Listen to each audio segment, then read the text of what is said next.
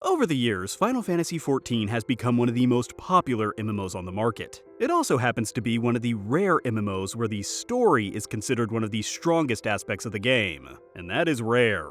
However, at this point, working your way through all of it can take a while. And many people simply end up skipping it to get to the newest expansion or endgame so they can play with their friends or whatever other reason they may have. If you did this, I'm sure you've been told many times that you're really missing out. Well, not anymore, because you've got me. I am so sorry. I've gone back and started playing through the story from the beginning for you. And now I'm going to sum it up for you in my own particular way. So go ahead, climb into bed and tuck yourself in while I tell you a story. The story of Final Fantasy XIV. FYI, spoilers inbound, so leave now or forever hold your tongue. Let's go back to where it all started, or restarted, a Realm Reborn. We begin with a dream, or at least what seems like a dream, as you float through space, gain Super Saiyan powers, and fight an ominous man in black. But before anything too cool happens, you wake up. This whole sequence is what we call foreshadowing, kids.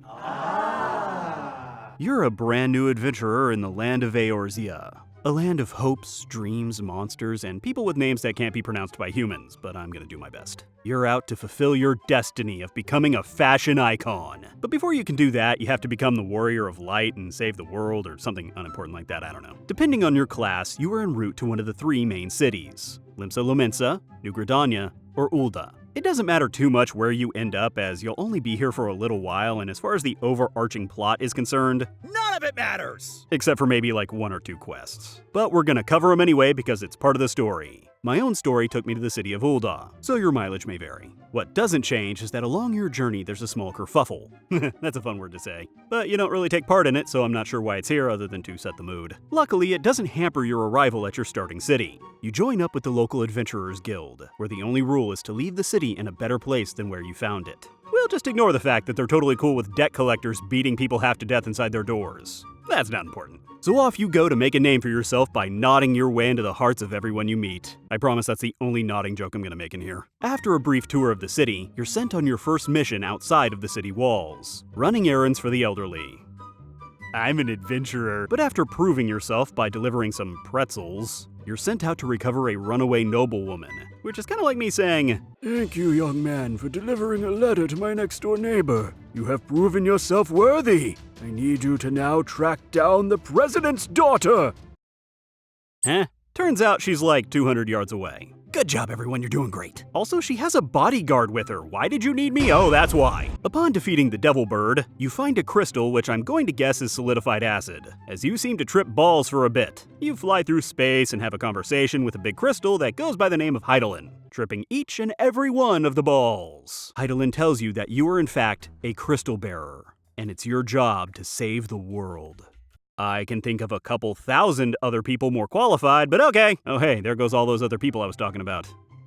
Whee! You wake up from your drug-induced nightmare and talk with this white-haired gentleman whom they don't name, but he's actually important to the plot. Don't suppose the answer came to you in a dream? Actually, I went to space and talked with a floating crystal that told me I was supposed to save the world and a bunch of other people were flying around me. Too much ether, no doubt. Oh.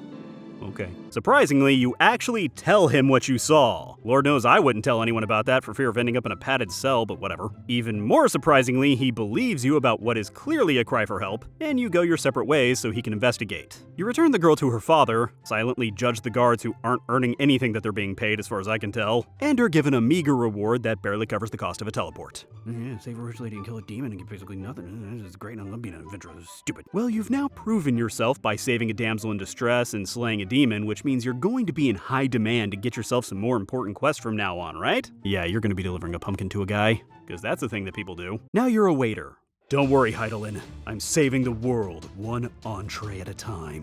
Then you kill some ants, kill some bugs, give some random kids some cookies. All signs of a sociopath. Really, not much happens until you eventually meet Weston, who is trying to start a mining company so that he can help the people in his town. Unfortunately, the local syndicate has other ideas, like murder. So you jump in and risk your life to protect a guy you barely know, only to be interrupted by the masked man in black from your dreams who summons a rock monster. So Weston, we don't know each other that well. I'm just gonna go. Good luck with your business. I wish you the best of luck. Have fun with the giant walking boulder. Okay, bye. No, instead you fight the monster because certain death seems better than waiting tables. You win, of course, and Thancred, oh yeah, that's his name, shows up way too late to be of any help, but upon seeing his face, you have a vision of nothing.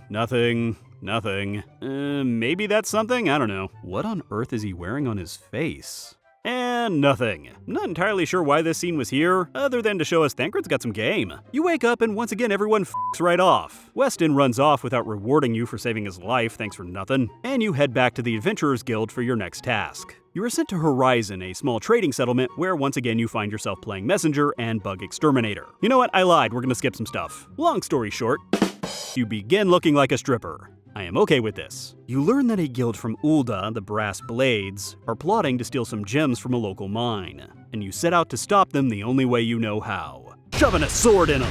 After the fight, you discover a letter on the thieves addressed to one of the Sultana of Uldah's head guards. Turns out the Syndicate, which is just a name for the 6 wealthiest men in Ul'dah with the most power over the city, have stolen the Sultana's royal crown in an attempt to undermine her pull with the people. The letter you found threatens to make this theft public unless the Sultana's guard pays a heavy ransom. So the Adventurers Guild sends you to help save the city. I can think of a couple thousand other people more qualified, but you deliver the letter to its intended recipient, the guard that was supposed to be protecting the crown when it was stolen, who surprisingly still has his head.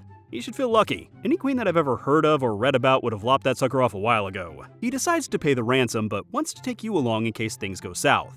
I can think of a couple thousand other people. The two of you arrive at the meeting place and give the crown nappers their ransom, a bag of powder. Oh, I didn't know this was a drug deal, could have told me. The powder is actually Trader's Spurn, an extremely powerful chemical capable of turning people into the undead. So you know, way more powerful and important than a crown. And our nice guardsman here just handed it over. Good job, numbnuts. The thieves decide to kill you because of course, when luckily the rest of the Sultana's guards show up to help out. And yes, the hero of our story still looks like this.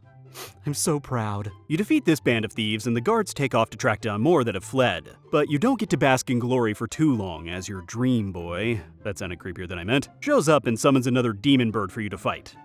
Oh, that is creepy. This time, however, Thancred actually shows up to help out. Holy crap, about friggin' time. The two of you defeat the masked mage, who with his dying breath says something about the Paragons, also known as the Ascians? Whatever. Or the Bringers of Chaos, leading Thancred to believe they are behind this latest string of disturbances. Really? A group called the Bringers of Chaos are bringing chaos to the world? No shit, you think? Thancred makes a comment that you seem to be a lightning pole for these types of situations and should keep a better eye on you. Then he f***s right off. Good job, Thancred, doing great! And we'll go ahead and stop here for tonight. This is a rather long story.